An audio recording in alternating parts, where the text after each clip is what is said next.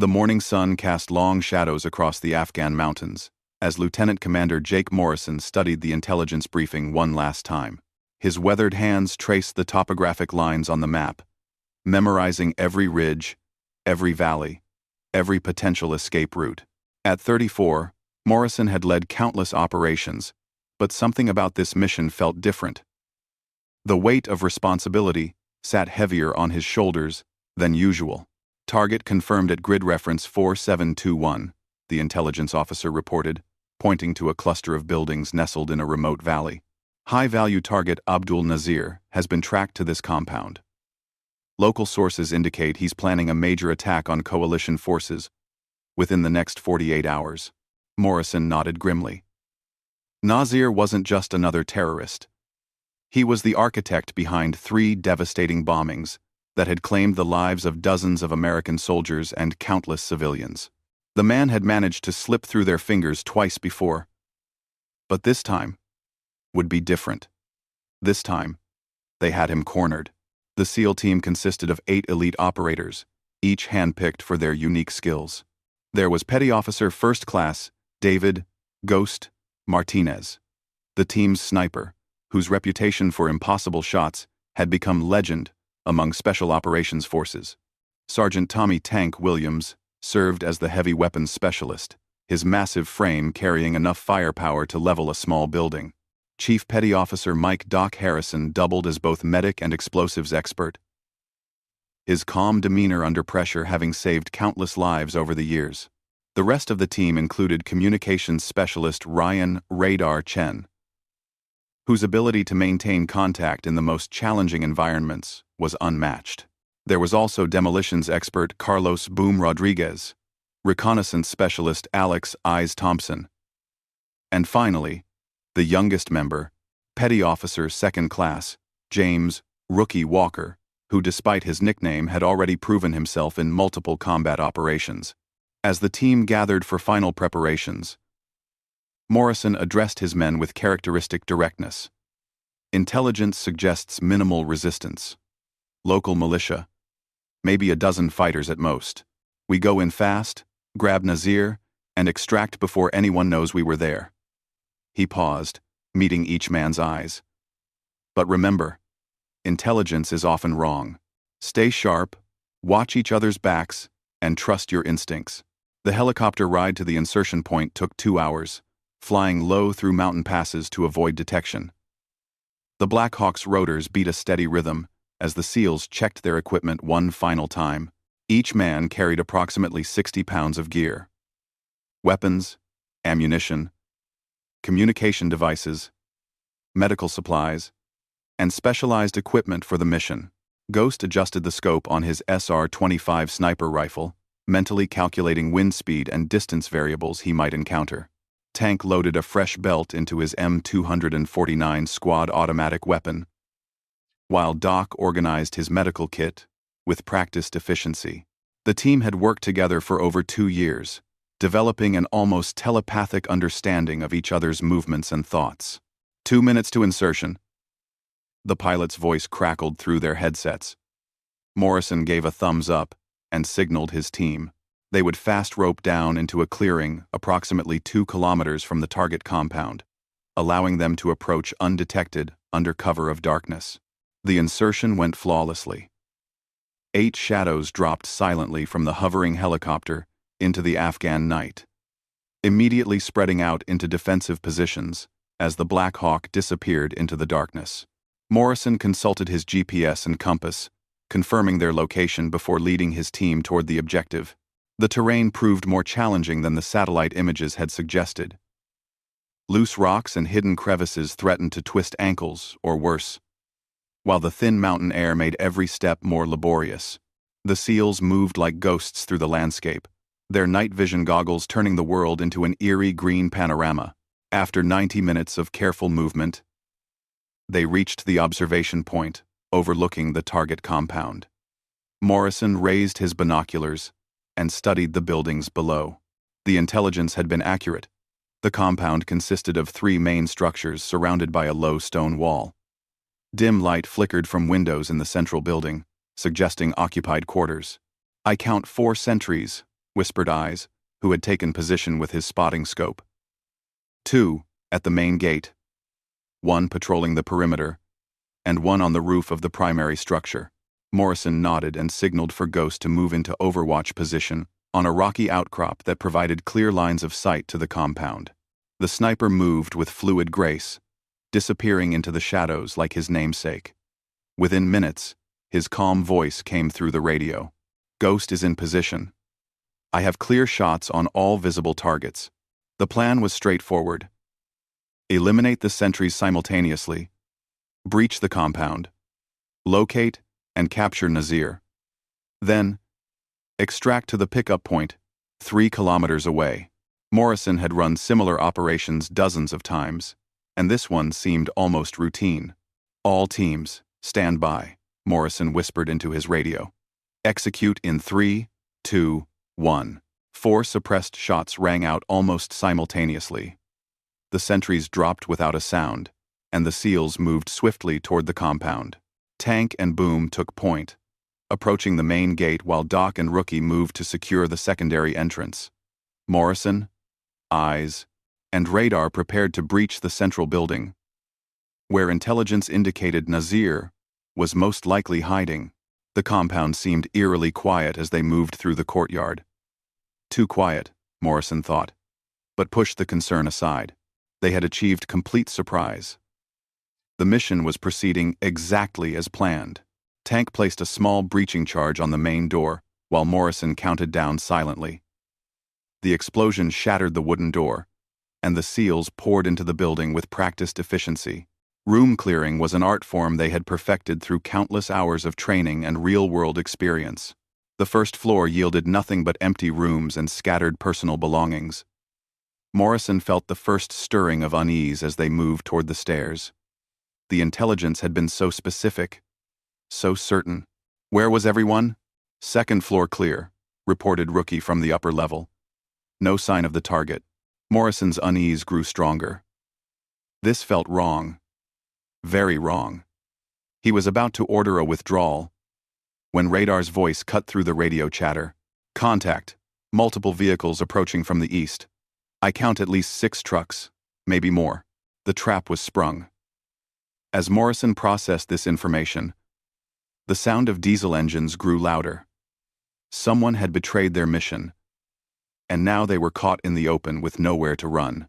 All teams, prepare for contact, Morrison ordered, his training taking over, despite the sinking feeling in his stomach.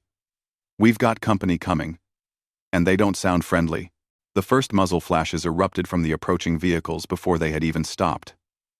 Tracer rounds streaked through the darkness as the SEALs scrambled for defensive positions. The quiet mountain valley suddenly exploded with the sounds of automatic weapons fire and shouting voices. Morrison dove behind a stone wall as bullets chipped fragments from the rocks above his head. The situation had gone from bad to worse in a matter of seconds. Not only had they missed their target, but now they were facing an unknown number of enemy fighters in an unfamiliar location with limited ammunition and no immediate backup. Ghost, what's your status? Morrison called through the radio, hoping his sniper could provide some accurate intelligence on their attackers. I count approximately 40 fighters, came the calm reply. They're setting up positions to surround the compound. We need to move now, or we're going to be trapped. Morrison's mind raced through their options. The extraction point was 3 kilometers away through rough terrain, and they would be exposed during the entire journey. But staying in the compound meant certain death or capture. Neither option seemed particularly appealing, but they had to make a choice quickly. The enemy fighters were already spreading out around the compound, their voices growing closer. Morrison could hear boots on gravel and the metallic sounds of weapons being readied for assault. Time was running out, and the SEALs were about to face the fight of their lives. All teams were moving to the north wall, Morrison decided. Bound by teams. Covering fire. Standard leapfrog movement. Ghost. We need continuous overwatch. The SEALs began their tactical withdrawal, moving in coordinated bounds while laying down suppressive fire. Tank's machine gun chattered steadily, forcing the enemy to keep their heads down while the rest of the team repositioned. It was a textbook movement, executed perfectly under extreme pressure. But as they reached the north wall of the compound, Morrison realized their situation had become even more desperate. Enemy fighters had already moved to cut off their escape route, and the sound of vehicles indicated more reinforcements were arriving by the minute. They were trapped, surrounded, and running low on ammunition. The mission had become a fight for survival, and the odds were growing worse with each passing moment. Morrison looked at his men, seeing the same grim determination in their faces that he felt in his heart. They were SEALs, and they would fight until the very end. The battle for their lives was about to begin, and Morrison could only hope that somewhere in these hostile mountains, help would come before it was too late. The night was young, and the enemy was closing in from all sides. The enemy fire intensified as more fighters arrived at the compound. Morrison counted muzzle flashes from at least 6 different directions, confirming his worst fears. They were completely surrounded with no clear avenue of escape. The stone walls that had seemed like adequate cover minutes ago now felt like the walls of a prison. "Ammunition count," Morrison ordered through his radio, dreading the responses he knew were coming. "2 magazines plus what's in the weapon," reported Tank, his voice steady despite the circumstances. "Same here," came Doc's reply. "Maybe 60 rounds total." The reports came in from each team member, and the picture was grim. They had enough ammunition for perhaps 15 more minutes of sustained combat. And that was being optimistic. Against 40 or more enemy fighters, their firepower advantage was rapidly disappearing. Ghost's voice cut through the radio chatter with urgent intelligence. "Commander, I'm seeing movement on the ridge to our east. Looks like they're setting up heavy weapons. If they get a machine gun positioned up there, we're finished." Morrison raised his binoculars and studied the ridge line that Ghost had indicated. The elevated position would give the enemy a perfect field of fire into the compound. Once they established that position, the SEALs would be sitting ducks with nowhere to hide. "How long before they're in position?" Morrison asked, already knowing the answer would be bad news. 5 minutes, maybe less," Ghost replied. "I can see at least a dozen fighters moving up the slope. They're carrying something heavy, probably a PKM machine gun or something similar." Morrison's mind raced through tactical options. They couldn't stay in the compound once that machine gun was operational, but moving into the open would expose them to crossfire from multiple directions. The enemy had played this perfectly, using overwhelming numbers and superior positioning to trap the elite SEAL team. "We need to break contact now," Morrison decided. "Before they complete that encirclement, Tank, lay down suppressive fire on the vehicles. Everyone else, prepare to bound toward the tree line to the west." The plan was desperate, but it was their only chance.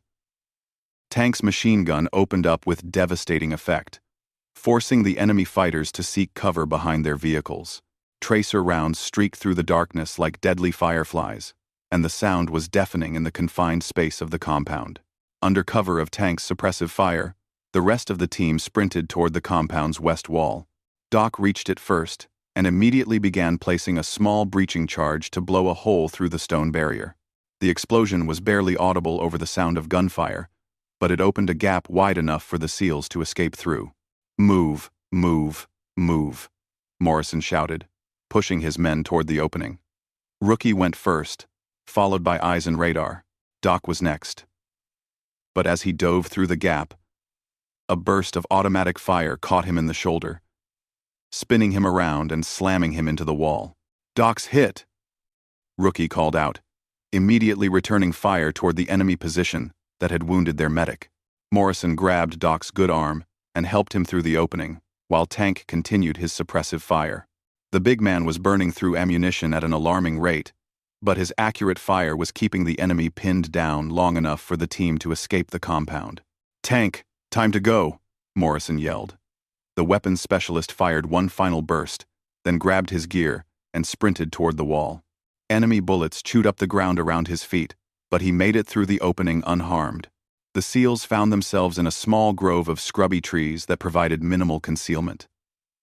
Doc was bleeding heavily from his shoulder wound, his face pale in the green glow of their night vision goggles. The medic tried to treat his own wound, but his left arm was essentially useless. "Let me look at that," Morrison said, examining the wound by feel in the darkness. The bullet had passed through the fleshy part of Doc's shoulder, without hitting bone or major blood vessels. It was painful and debilitating, but not immediately life-threatening. "I can still fight," Doc insisted through gritted teeth, but Morrison could see the man was in considerable pain. "Ghost, what's your status?" Morrison called through the radio. His sniper was still in his original position, separated from the rest of the team by the compound and dozens of enemy fighters. "Still in position, but not for long," came the reply. "They're starting to search for me. I need to relocate soon, or they'll find me." Morrison studied the terrain around their position. The tree line extended north for perhaps 200 meters before opening into a rocky slope that led toward higher ground.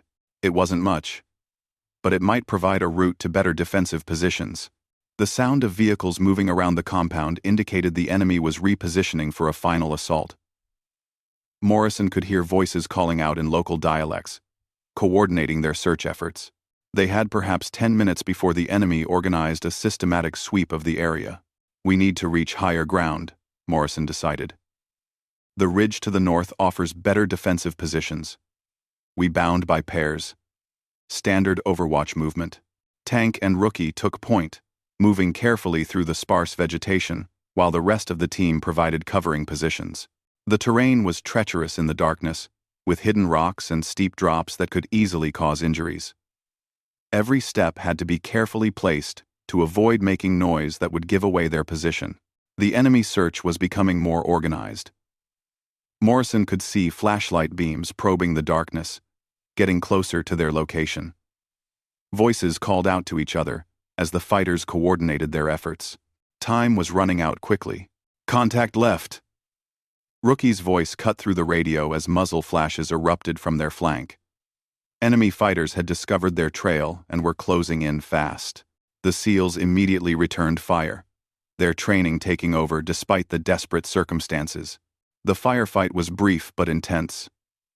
Enemy bullets snapped through the air around them while the SEALs' more accurate fire forced their attackers to take cover.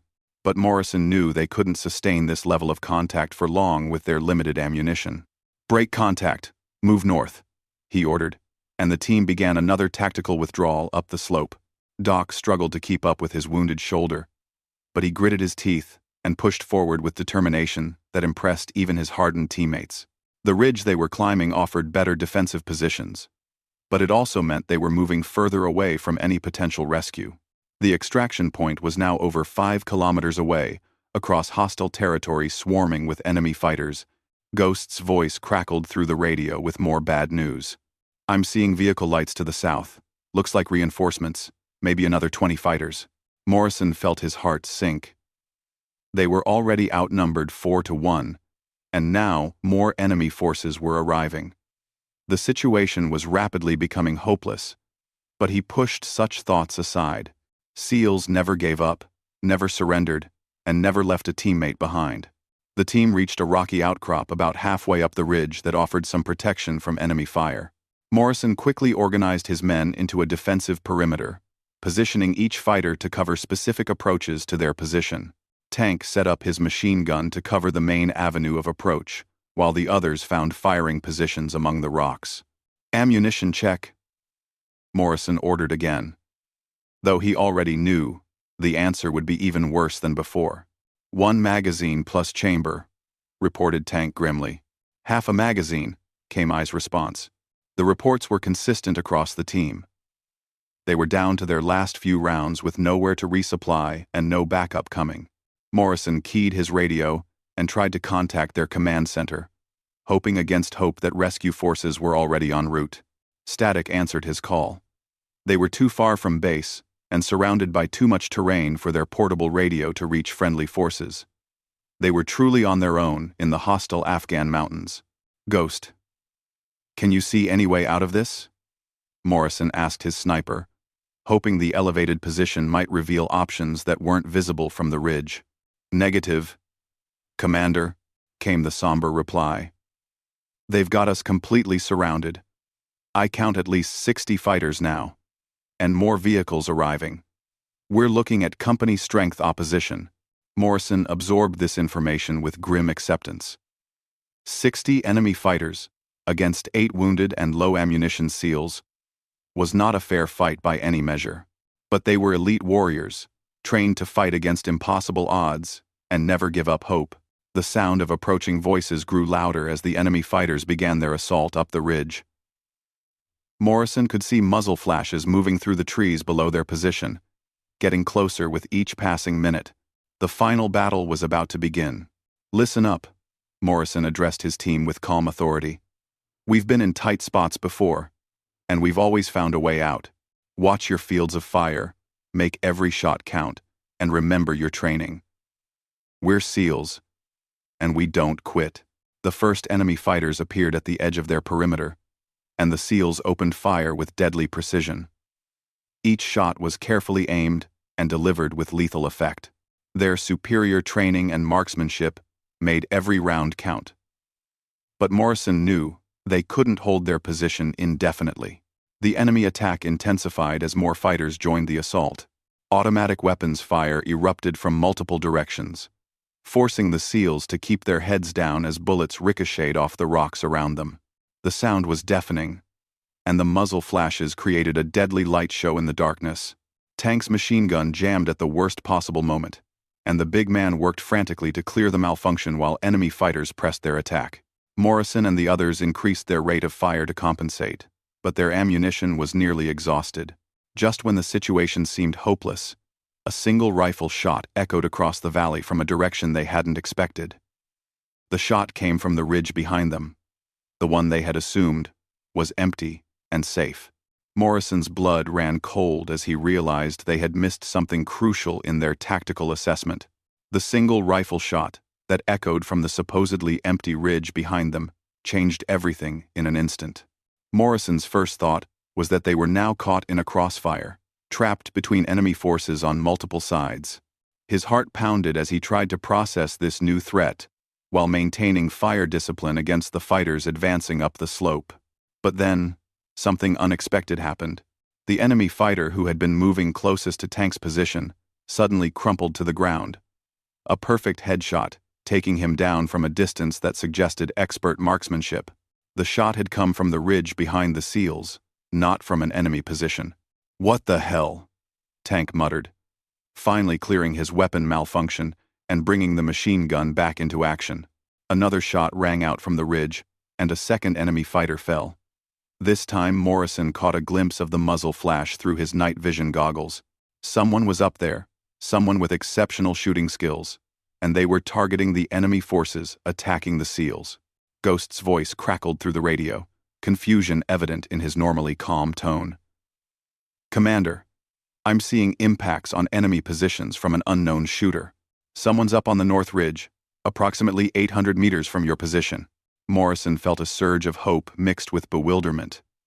Who could possibly be up there? Intelligence had indicated no friendly forces in the area, and local militia fighters rarely possessed the marksmanship skills being demonstrated. Yet someone was systematically picking off enemy fighters with deadly precision. The mysterious shooter continued their deadly work, and the effect on enemy morale was immediate and dramatic. Fighters who had been advancing aggressively just moments before began seeking cover and looking nervously toward the ridge. Their coordinated assault started to break down as unit leaders tried to identify this new threat. "Tank, shift fire to the left flank," Morrison ordered, seeing an opportunity to exploit the enemy's confusion. "Everyone else, maintain pressure on the main group. Let's see if we can break their attack." Everyone. The SEALs' disciplined fire, combined with the precision shots from their unknown ally, began to turn the tide of the battle. Enemy fighters started pulling back down the slope, their overwhelming numerical advantage suddenly seeming less decisive in the face of accurate fire from multiple directions.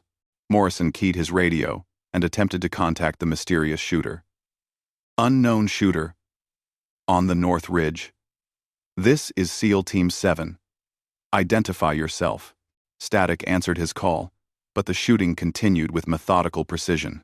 Every few seconds, another perfectly placed shot would drop an enemy fighter, causing further confusion and panic among the attacking forces.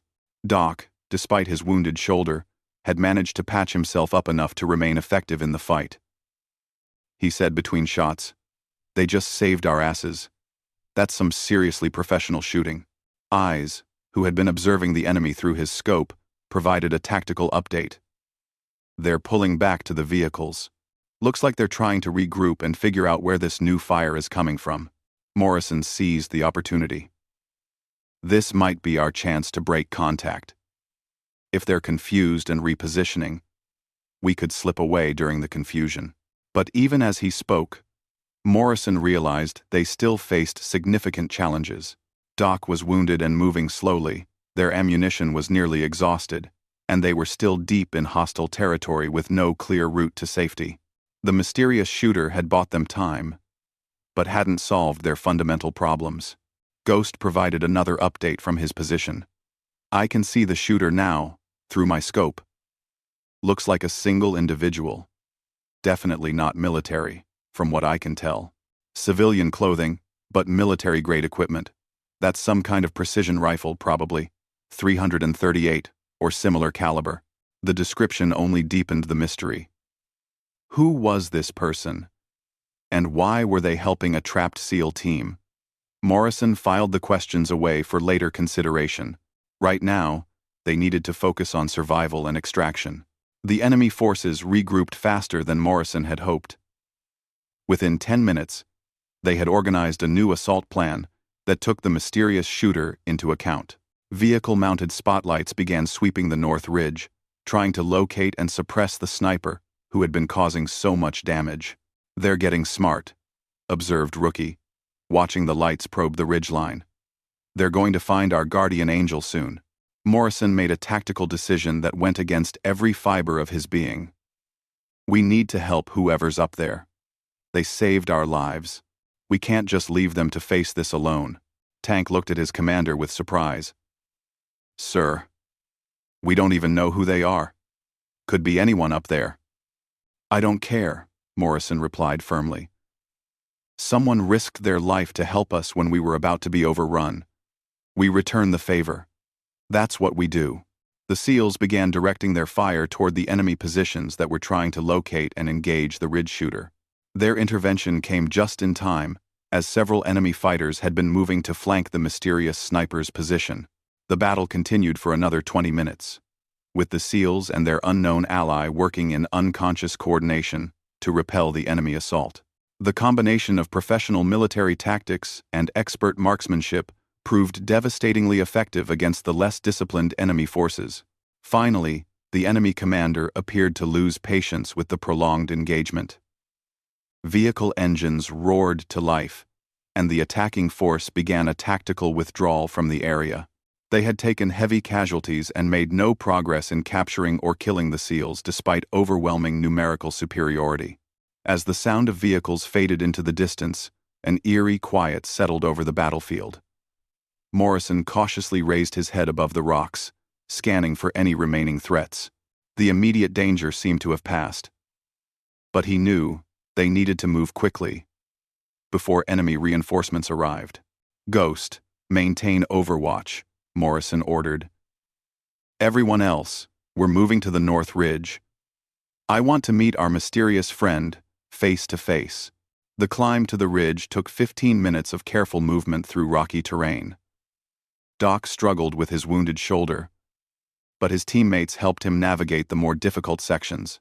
When they reached the shooting position, they found signs of recent occupation, but no trace of the shooter. Brass casings from a high-powered rifle were scattered around a natural firing position among the rocks. Morrison examined the empty cases, noting they were 338 Lapua Magnum rounds, exactly the type used by military and law enforcement snipers for long-range precision work. "Professional setup," Ghost observed, studying the position. "Whoever was here knew what they were doing. Good fields of fire, natural concealment, multiple escape routes. This wasn't some random hunter or militia fighter." A small piece of paper tucked under one of the rocks caught Tank's attention. He carefully extracted it and handed it to Morrison. Written in neat block letters were just a few words: "Semper Fi." Get home safe. Morrison stared at the note, understanding flooding through him. The mysterious shooter had been a fellow Marine, someone who understood the brotherhood of arms that transcended unit boundaries and chain of command. When he saw fellow warriors in trouble, he had acted without hesitation to help.